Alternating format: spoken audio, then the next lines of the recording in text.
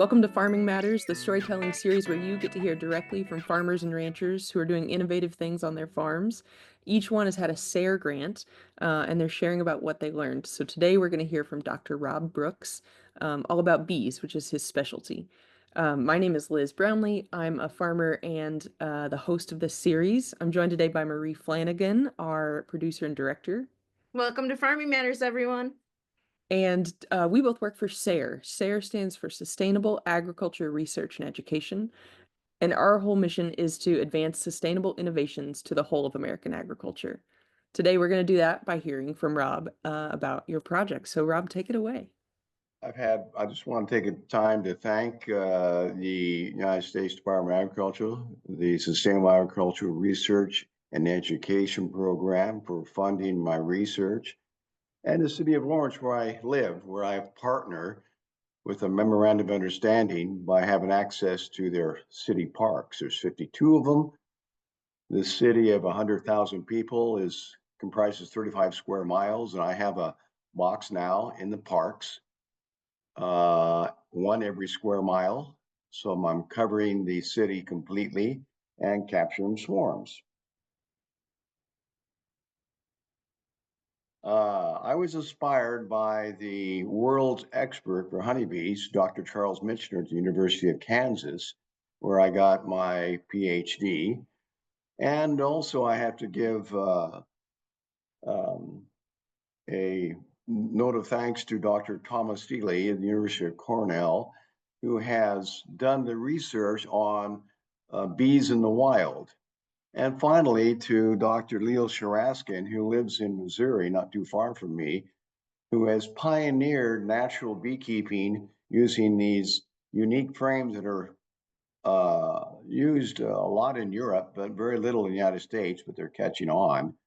And his methods of catching bees in the wild have greatly enhanced my efforts.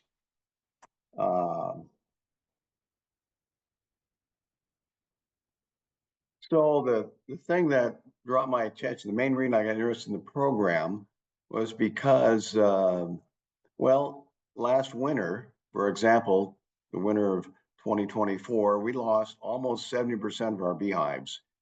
1.6 million hives died. Before that, we have had numbers, actually, this is the worst it's ever been.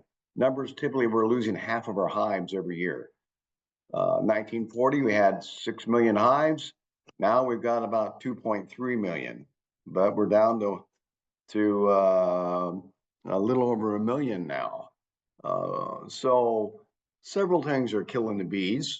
Besides, I'll talk a little bit about this parasitic mite, but one of the things that we can control is pest control operators in cities.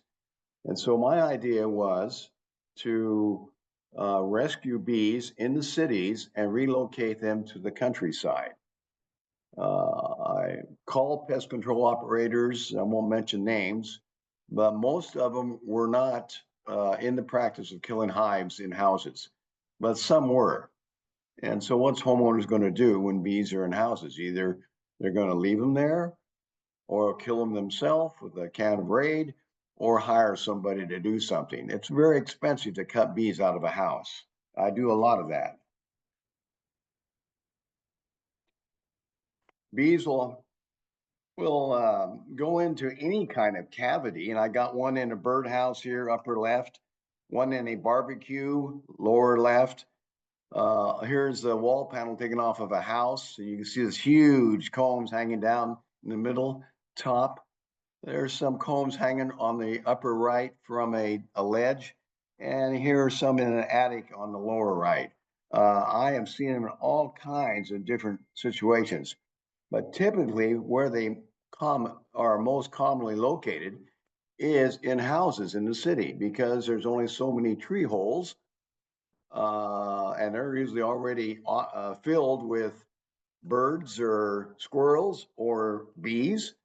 And so typically most bees, when they swarm, and swarming season is in April and May in the Midwest, go into a house between the first and the second story in the floor joist.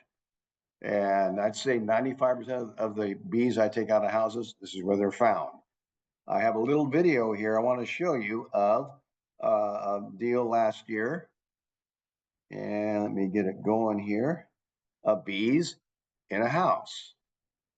And you can't, it's not very bad. You look right up at the top, you'll see the bees coming in, and that's between the first and second story. You have to scaffold up. It's very difficult to cut into that house and then put it back so it looks good. But this is where they're going to be. And typically homeowners don't like that. And I don't blame them, especially if they've got small children. So I have a memorandum of understanding with the city of Lawrence in their parks. And through the SARE funding, I was able to get help. And I've got one of my helpers there. We have 2 ladders going up into a tree. Typically bees are looking, the scout bees, when they're looking this time of year for a new home, are wanting to get a home that's 12 to 15 feet off the ground. They're looking for a certain size, and we know from the work of Dr. Seeley that's about 11 gallons or 40 liters.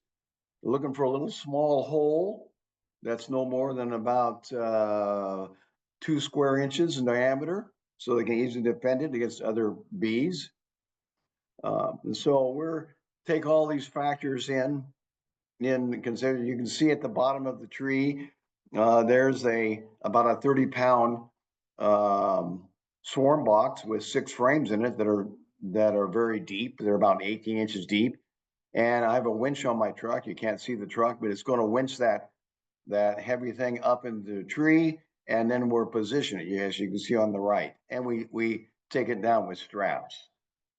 Well, one of the results that I was really impressed with is the idea that, number one, there's a lot more bees in the city than there's out in the countryside.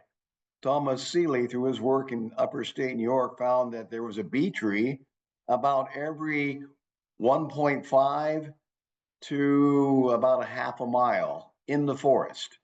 That's not many trees out there. And he worked for that for 12 years, looking through the forest for the bee trees. In the city, there is about bee trees are much less frequent because, well, again, it's not the forest, but there's lots of holes in houses. And there were a lot of bees. The first year we caught 23 swarms. And there was a lot of public appreciation for what we're doing. Often we're up taking a swarm down or putting the box up, and people say, "What are you doing?" We're in the city park. And we explain the program to them, and everybody is very positive about it. And I say, you know what? I give them a card. If you see bees come in, let me know. My phone number's on the card, and we'll come take that swarm down, put another box up. So people would walk their dogs and make it part of the routine to check the box out. So there was all this interest in checking the boxes out. And also, I said, you know, I've got these throughout the city. I wonder how many you can find. So go take your grandkids and have a little treasure hunt and see how many of these boxes you can find in the 52 parks in the city. So it became kind of a citywide thing to go find Dr. Brooks's boxes, and how many could they find? A lot of them are hid away in various places. The interest to me was very impressive. And no one ever said, well, you know, I'm worried about bees coming in, I might get stung. They're all very, very wanting me to do this. And a lot of people had appreciation that bees were in trouble. So we're putting,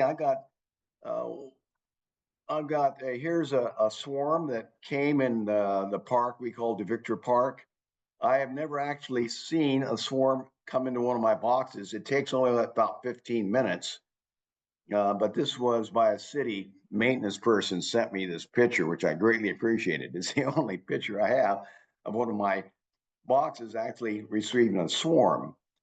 Hopefully I'll see one day come in and I'll be able to videotape it, because it's really quite an astounding tornado cloud of bees that land and then quickly go into the box. So where do they go once I get them in the box? Well, I actually weigh the swarms. I get an idea how big these swarms can be, anywhere from typically 3 to 4 pounds up to 10 pounds. A pound of bees is about 2,000 bees, and about 1,800 to 2,000 bees. And they go into a double-walled insulated box. Now, what I have also found interest is that I use repurposed wood and stuffing that generally would go into the landfill. So I have my grandkids pull stuffing out of couches, pay them a little bit of money, put it into bags, and it goes into the walls of this uh, double-walled insulated hive. It's 3/4 inch plywood in the inside, 1.5 inch insulation, and then a 1/2 inch plywood on the outside. And it simulates a tree. So what I'm trying to do is give them insulation as if they're in a tree. And then several things. Here you see two hives close together. I try to separate them because in the woods, normally they're a 1/2 mile apart. So you don't have problem with disease being passed from hive to hive. Not really viable for a beekeeper to keep these hives a 1/2 mile apart. But I just try to emulate what happens in nature, because in nature, they're not having any problems. It's when we put them in a box, they start dying. So my shirt here, I have to say this. It says, beekeeper, if I run, you run. I don't know how many times I've gotten in a situation where it gets so hot that I'm running out there and everybody else is behind me. So if you're going to work with someone, make sure you can run faster. Um, so the advice I would give to someone who would be interested in helping honeybees, rescuing them from areas where they might be killed, is to, instead of buying packages from bees producers, which are in the South, I'm talking about Florida, Texas, California, Georgia, those bees are not acclimated to the cold winters of Kansas. So you want to work with bees, number one, that are actually acclimated, adapted to your location. If possible, you want to spread those hives out as widely as possible to prevent transmission of diseases, especially mites. Now, in the wild, number three, they tend to be in very small tree holes. And that is healthy because they will build a population up and they'll swarm often. And when they swarm, which is a natural process for a healthy bee colony, they leave behind problems, and they cause the mite that is in there killing most of the bees to not give them a situation for a month where they can't harm the bees. It gives them what we call a brood break.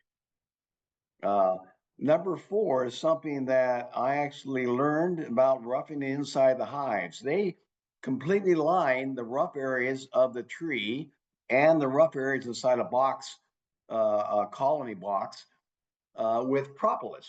And propolis is one of the greatest antibacterial, antifungal compounds known to man. People eat it to enhance their immune systems. Well, they completely surround their envelope of their hive with this, and gives them a process to keep away dangerous fungi, dangerous bacteria, which cannot live on propolis.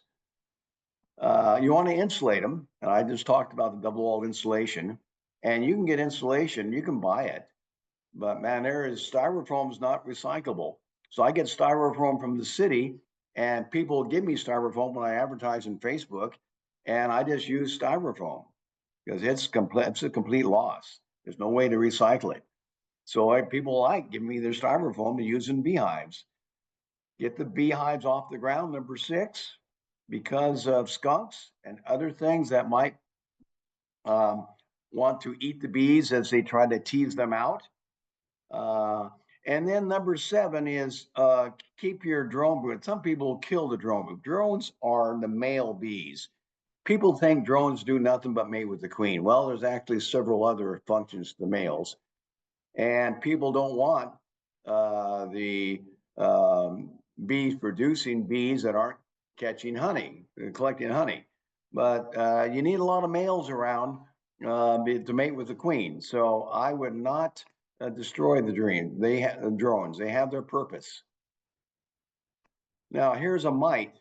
This is the problem in the world. This mite is found everywhere now, even in the wild bees. It vectors these viruses that kill the bees.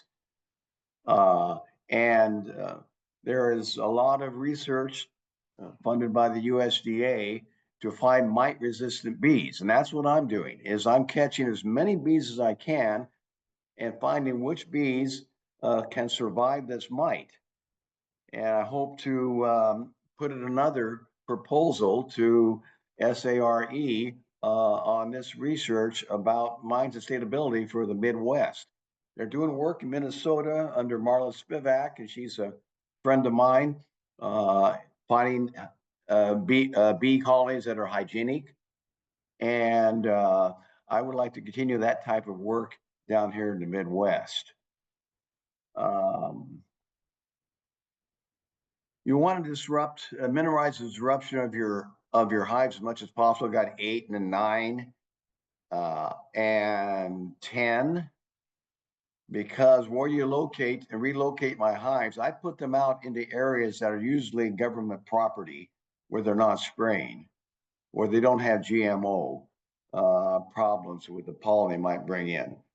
So I've had really good luck with BLM land, with land from the Corps of Engineers, and locating my hives there, and places that people have natural prairie. Of course, Kansas is the prairie state, so we do have a lot of flowers here. Swarming is good. People tend to not want swarming, but it is a healthy part of the life cycle of the colony. And you can split, and that is an artificial swarm, or let them swarm. Beekeepers don't like that because you're losing half your bees, but it is a very healthy process. And remember, last one, don't worry about the pollen trap and honey harvesting, but is refrain from treating your colonies for varroa. Beekeepers tend to do a lot of treatment with a variety of acids, formic acid, oxalic acid. All of these treatments kill the mites that are not resistant, and you're selecting for a more stronger resistant mite. And so you get on a chemical treadmill, and you'll never be able to stop treating your hives. We have to have bees that can deal with the varroa mite themselves, fight it, get rid of pupae that might be infested. And I've seen this in my colony now. I see pupae being thrown out that have mites on them. So this is the thing. We need to not allow natural selection take its course, because chemicals are no solution. And it takes more and more chemicals. I know this working in California and watching things getting resistance. We know all about antibiotics in humans and so forth. This is an established fact about resistance. Here I am in the process of putting a trap hive up into a colony. And I have my website there where I have plans for these boxes, plans for my double-walled insulated hives, and information about the program as SARE has funded it. And I would hope that you would come, and I've got place where you can message me. I'm very, very interested in mentoring people. I have a lot of people that I help with their beehives and their situations where they have bees coming into houses and trees and various other places. So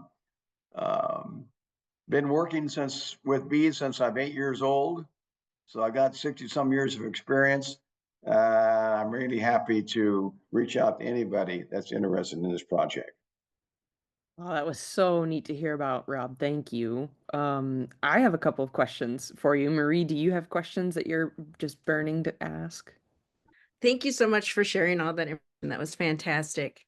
I have a question about timing of capturing swarms. So in a hypothetical situation, someone calls you and says they have a bees, and you go and set something up to catch that swarm. How long does that process take for the bees to move? Well, generally, it's a ball of bees hanging on a tree or a bush. And it kind of depends on where that ball of bees is at. Close to the ground, it don't take very long at all. It's 15 minutes, 10 minutes. If you can imagine, if I have to take ladders and things up and do that, it's going to be much more time, but no more than usually, it depends on how far I have to drive too. But usually when I set ladders up, I can have them in a container within 30, 40 minutes. Um, and I get a lot of calls. So this is actually a lot of fun. The swarms are all unique. They're very same. Get to meet all kinds of people. Usually it draws a crowd, and I always wear my protective gear, even though I don't really need to, because I don't want to give the idea that these bees will not hurt you. Okay, well, that actually brings me to my question, Rob. Do you see potential for other beekeepers near other cities across the North Central region that they could, look up your plans for how you're trapping the bees and do this in their own cities and be capturing hives, swarm hives for their own production? Absolutely. This is actually the reason for the website is to give instructions or my story and how I started. But you need to talk to the city officials and get access to parks. What's nice about parks is green space is usually spread out through the city, and you become visible as you put these boxes up, and the city gets a lot of good PR because you're working with them, and it's a sustainability function to save honeybees, and you Mhm. relate that. I put it on the labels on my hives. I have SARE, and I got the city of Parks and Recs of that, and it's right on my label, and that tends to give legitimacy to the project, and also it's people like their tax dollars from the city going to projects like this. Yeah, so you're able to then trap the bees that are swarming and transition them into your bee production business. Yeah, I have 4 bee yards, and I'm collecting almost $5,000 worth of bees for free. And they have their own queen, and they have large populations, and they do fantastic. Well, thank you for making time to talk to us today. It was my pleasure. I really enjoyed the opportunity. I think this is a fantastic program that you guys are doing.